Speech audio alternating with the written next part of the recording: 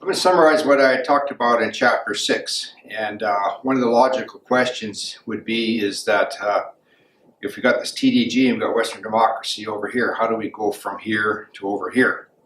And just by having the TDG just kind of formulate itself and all of a sudden it takes the responsibilities of governments, that's not going to work very well. We have to really have a process so that the people in the TDG learn the skills in order to make the TDG work.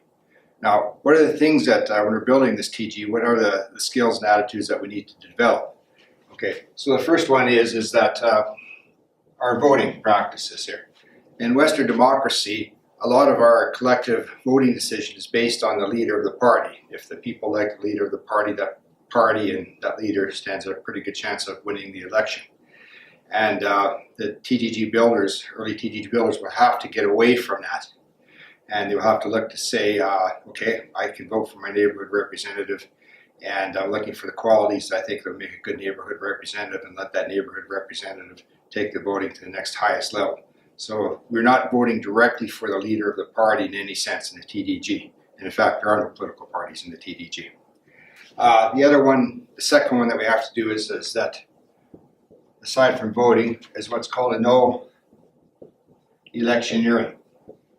As I mentioned in the previous section, is that we have to build our culture so that if anyone seems to want a job in the TDG, whether at the lower tiers or the higher tiers, is that we would look at that person and say, I think I need to vote for somebody else. So there's no electioneering involved. The people will rise according to their abilities and their past performance in the TDG, not based on some simple party slogan or some promise to do things or being with the right party at the right time. So any electioneering that's been done should be shunned and frowned upon in the TDG. And the third thing that we do is that we need to do is we have to build our consultative culture. In my Chapter 4 video, I talked about the consultative culture quite a bit, and we're going to have to learn how do we combine the knowledge, wisdom, and experience of all the participants that are in our decision-making body, not just try to run over the opinions and perspectives that we don't want to hear about. And so that's building our consultative culture as well too. So these are the things that we need to make the TDG work. The TDG will be built in 4 distinct phases. And the first stage would be called be the early TDG. The second one will be the middle TDG. The third one will be the maturing TDG. And the fourth one will be the TDG in waiting. And as the TDG goes through this process, it's going to start building the culture that is required not only to make the TDG work, but also to create better governance than we've ever had before. Now, how the TDG will start being built is about 5 to 15 people that are in close geographical area of each other deciding we need to form a local TDG in our own little neighborhood. And so what they're going to do is they're going to gather together and they're going to develop their own little local TDG constitution. And these constitutions will have several parts to them. Now, the first part will be just basically an explanation of the TDG. It's going to talk about the tiered indirect elections. It's going to talk about the culture of consultation. It's going to be talking about the voting for the neighborhood representative and the developing a culture that does not like electioneering at all. And that's just going to be a brief preamble into the Constitution, but each TDG is going to find its own words to that effect. Now, the second thing that the TDG is going to do is it's going to put in some, or I should say, it may want to put in some humanistic principles into its TDG. Okay, so for example, I think it would be a good thing for each local TDG to have something about the equality of men and women in its first constitution. It should have something that eliminates racism and discrimination in its constitution. And I think these are 2 principles that a lot of people can get on board with. And on the other hand too is that they're going to keep a very toxic attitude away from the TG, because we don't want people that believe that men are superior to women or a certain race or religion is superior to another race or religion. So we want to make sure that these people kind of stay away. I think if we include these principles into the TDG, that's going to help build it. Now, there will be a tendency for a lot of people to want to include a lot more humanistic principles. And while I'm going to let each local TDG take those humanistic principles to wherever they want to take it, I strongly suggest that let's not get too carried away here. For example, we could say that we could take a very controversial issue right now, let's say pipelines, okay? As we're moving away from a petroleum age and we're moving into alternative sources of energy, or greener sources of energy, is that there are still good reasons for putting pipelines in the ground to transport oil from one part of the continent to another part of the continent. And there are some good reasons not to do this. And if the early TDG builders decide that they want to use pipelines as part of their humanistic principles, and even though they really sincerely believe in that, is that once you include these really controversial issues into the early TDG, is that you risk losing a lot of people who could contribute a lot to that. So my advice is, and the early TDG builders can do whatever they want, is just to keep the humanistic principles fairly simple, fairly general, to include as many people as you can, and keep away those real toxic attitudes away from the TDG. Now, the third thing that needs to go into our TDG constitution is to accurately define the boundaries of your local TDG neighborhood. Okay, so we need to do our boundaries.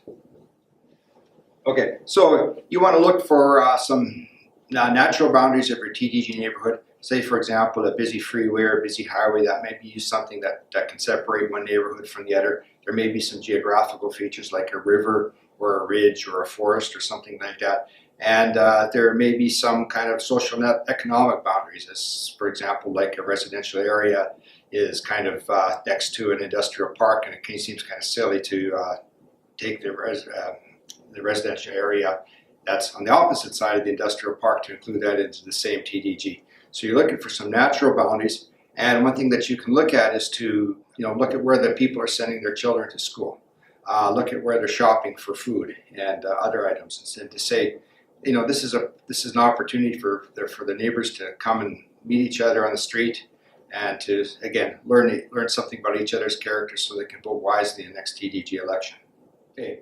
Now, the fourth thing that your TDG constitution should entail is what constitutes a member of that TDG. Okay.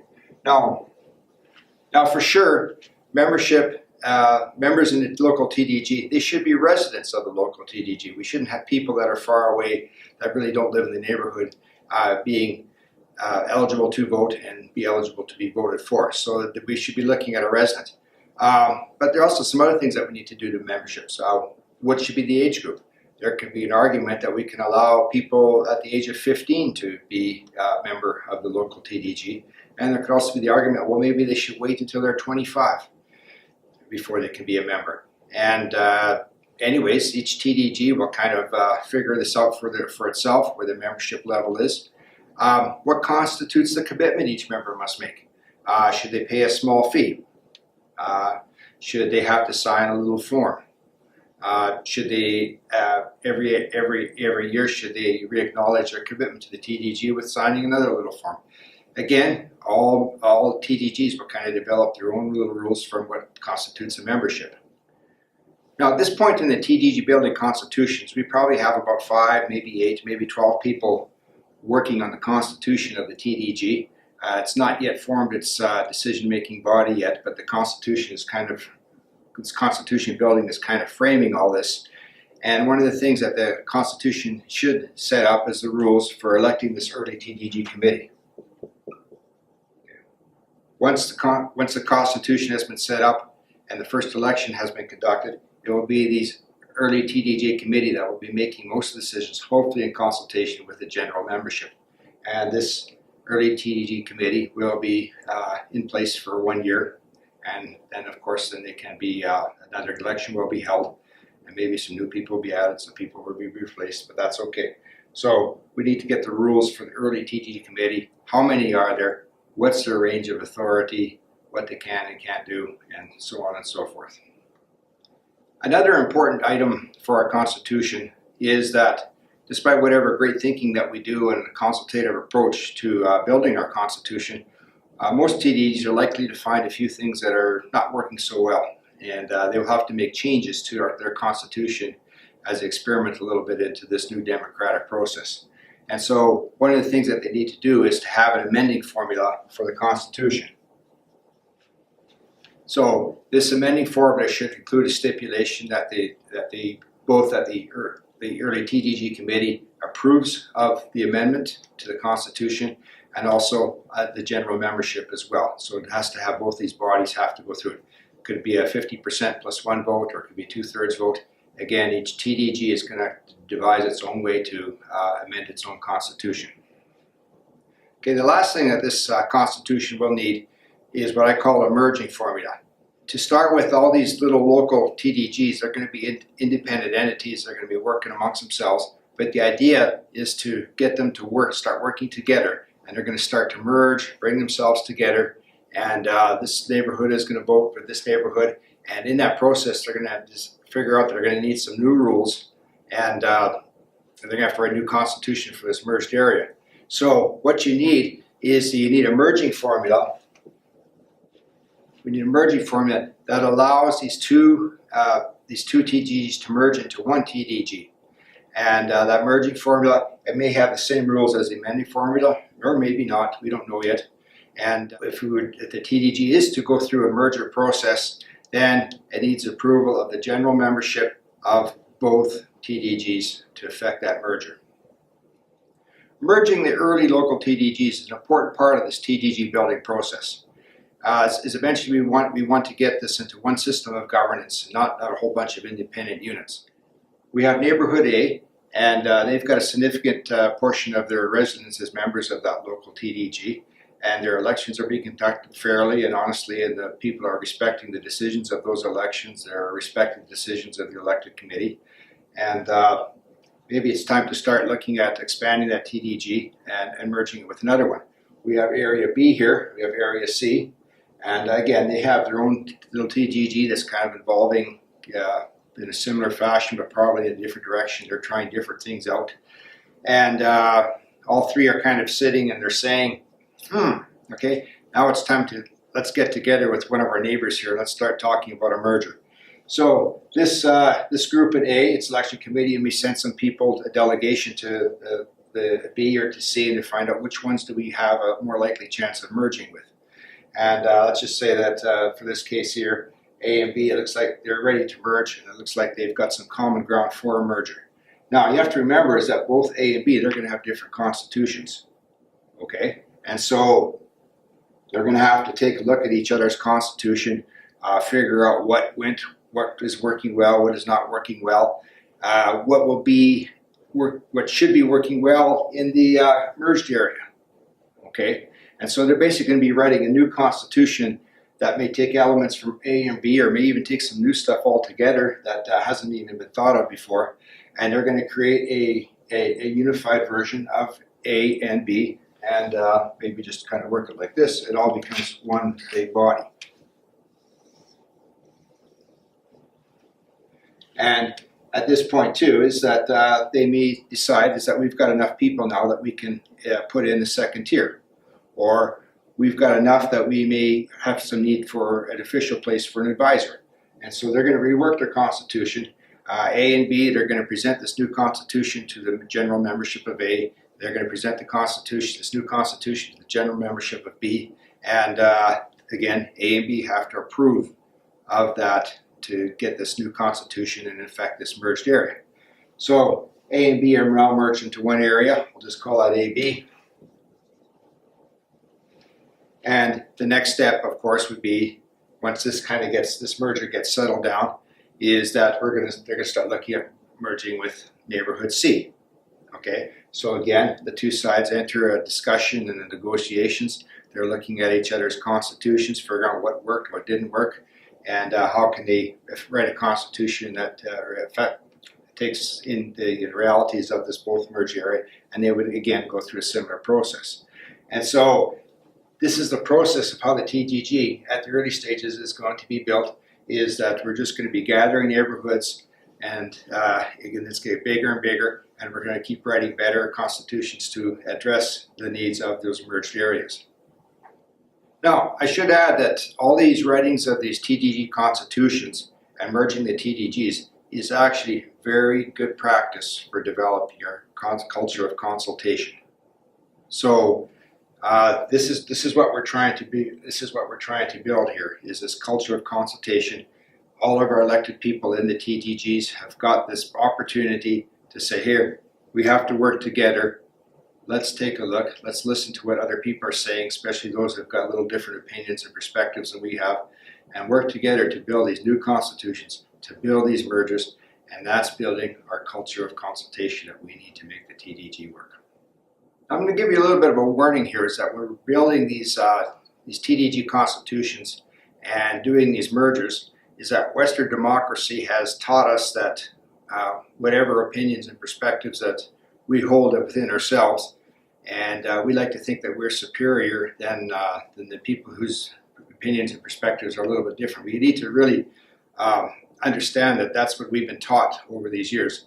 And so it is very important to understand is that if we have an opinion or a perspective on how our constitution should look or how our merger should look, is that we should not be scared of presenting it out there and putting a little passion into it and to explaining it and to really making sure that our people understand where we're coming from. But there comes a time when the consensus is probably going to go in a different direction, and we should probably just step back and just let the consensual direction just kind of go where it wants to go. And I say that for an important reason, is that in these early TDG constitutions, anything that we think that is so superior, as it evolves, a lot of this is going to disappear. We may do boundaries a little bit differently. We may do our elections a little bit differently. We may choose to add elected representatives or take some away. We may choose to have 3 steers instead of 2. And so all this is going to change at this, from whatever we concoct at the early TDG stage. And so let's not get too attached to any ideas at this stage, because it's all going to evolve in a direction. But it's very important, yeah, express your opinions, express your perspectives, but please take a step back and let the consultative, consensual decision-making process take its place and move the TDG forward, experiment with whatever new ideas are coming up, find out what worked, what didn't work.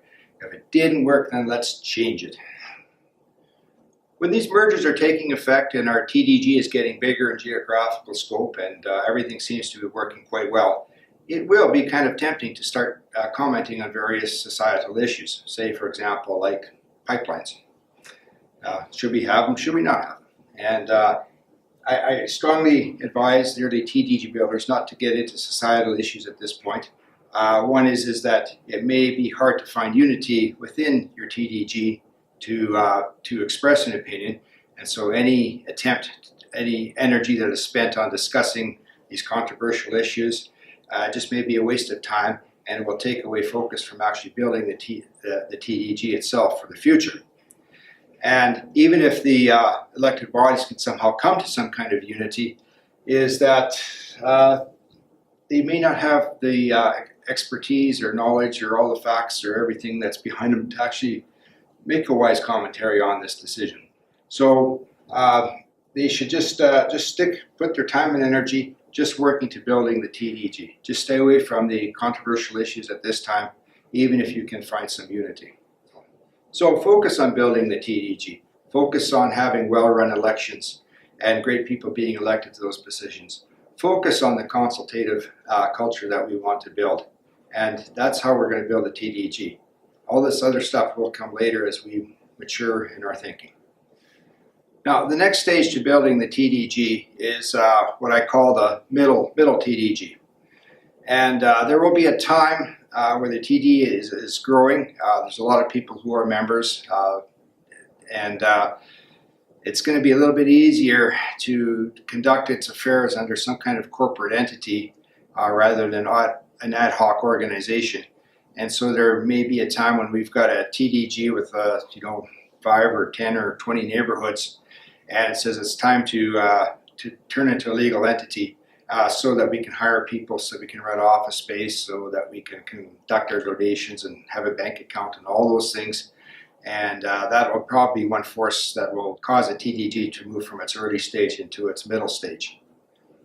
Now, another thing that the middle stage has to do is it probably has to expand on its intentions, its future intentions. So it needs to create what I call a TDD charter.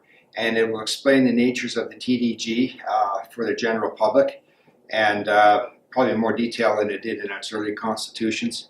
And it should say is that the TDG is offering itself to be a replacement for Western democracy, and perhaps more importantly is that it's not going to replace Western democracy until a vast majority of the people that are not necessarily members approve of the TDG replacing Western democracy. So that should be communicated well in the Charter. I think that should help allay suspicion that the TDG is some kind of subversive organization that's up to supplant government and cause all sorts of problems, stuff like that. And again, with middle TDG, that's probably the time to build that Charter. The middle TDG should continue with its mergers. It's being a formal legal entity, it probably means those mergers are going to be a little bit more difficult to happen because there's probably some legislative process that has to be conducted. So hopefully at this time a lot of those little small mergers have all been completed by the time the middle TDG is ready to go. And just continue with the merging, continue building it bigger and bigger, and just work on that culture of consultation. The elected representatives of the middle TG should still refrain from commenting on societal issues. I think that's very important. At this point, again, we should be concentrating on building the TDG, not getting involved in all these little quibbles that come back with controversial issues.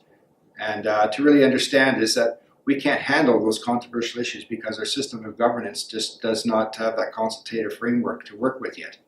And so let's stay away from the controversial issues of society at this point still. Let's just put our volunteer time and our small donations into building the TDG so that at some point in the future it can deal with these controversial issues in a much more mature way. Now the third stage of building the TDG is the maturing TDG stage. Now at this stage is that our culture of consultation is well established. Our electoral processes are working quite well. The people are usually pretty happy with the leadership they have selected, and we see the leadership actually making some fairly good decisions, and if there is a bad decision, it is easily fixed. And that's when we know that the TDG is kind of approaching its next stage. One of the signs is that we're approaching the maturing TDG stage is that decisions made by consensus. And that's just another way of saying is that there are very few votes taken. Okay. So the elected bodies are they're looking at all sorts of different angles for a particular issue that's facing the TDG, and they talk it through, they talk the different alternatives, they talk the pros and cons of each alternative. And as they're doing this, they're coming into one mind, to one set of knowledge, one set of wisdom, one set of experience, and they're coming to the decision that is actually a pretty effective decision. And so by the end of all this discussion, there really is no need to take a vote, and because everyone's on board with it. And so that's a sign of the maturing TDG stage. Hopefully a lot of the mergers have been completed at the middle stage, but there still will probably be some more mergers to make. So we still need to merge the various TDGs, bringing that whole TG system under one entity. And this is when the TDG can start commenting on societal issues. Okay, so at this stage is that the maturing TDG, the elected bodies, can say, okay, I think we can tackle this this particular societal issue. It's not that we're going to expect the government to take our advice or anything like that, but we're going to offer it anyways, and the government can do whatever it wants with it. And so they take a position, and if they come to some kind of consensus, and again, we don't need a vote taken because the TDG seems to be supporting this particular issue pretty wholeheartedly, and then they can make a public statement about that, and hopefully that guides both the government and the people that are not members of the TDG into thinking a little bit differently and to thinking seriously about taking this direction. Now the fourth and last phase of building the TDG is the TDG in waiting. After a few years of the maturing TDG stage, and that stage commenting on various societal issues and society at large looking at those comments, it says, yeah, this group has actually created something that's very wise and it should be respected, it should be taken seriously. is it starts becoming feasible now to see that the TDG is in a position to replace democracy at some time in the near future. And so when that attitude starts popping up, and it's generally recognized that's probably what's going to happen, is that we are basically working at the TDG and waiting stage of building the TDG.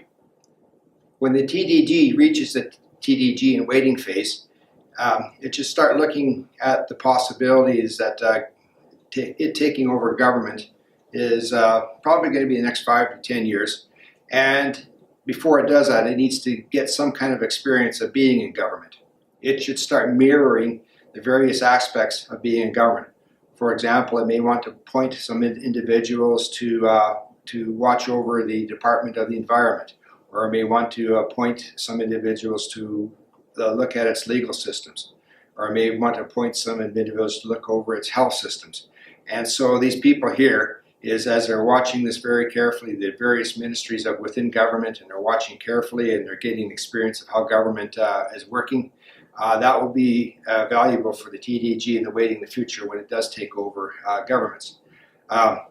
Well, hopefully is that the TDG in waiting will get some cooperation with the governing party. Maybe not, but it should do the best it can is to create that mirror of government so that it does get the experience in place for when it does take over government. Another thing that the TDG in waiting should do is it should start drafting legislation that will affect its replacement from Western democracy into the TDG electoral systems. It's really is important to understand is that governing political parties, they don't have the resources to draft that kind of legislation. They don't have the resources to shepherd it through Parliament, and they don't have the resources to kind of sell it to the people. And so it's basically up to the TDG waiting is that it's going to say is that it's going to draft the legislation. So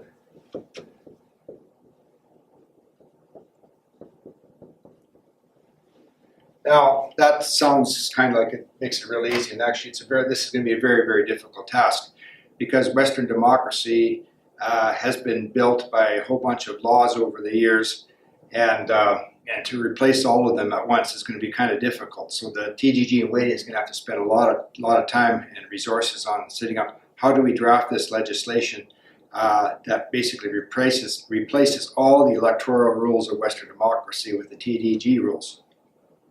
And so that's going to be quite a complicated endeavor, but it'll be the responsibility of the TDG in waiting to do that, not necessarily the governing party that's going to do that for them. So when it becomes very obvious that the TDG in waiting is ready to take over the rules of governance, and one of the last acts of Western democracy will be to shepherd this legislation through its parliament or through its congresses to basically replace the Western democracy electoral rules with the TDG rules. When this transfer of responsibility from the political parties of Western democracy to the TDG electoral elected bodies occurs, is that we have to understand is that it will be the electoral laws that have changed. Everything else stays the same. Okay?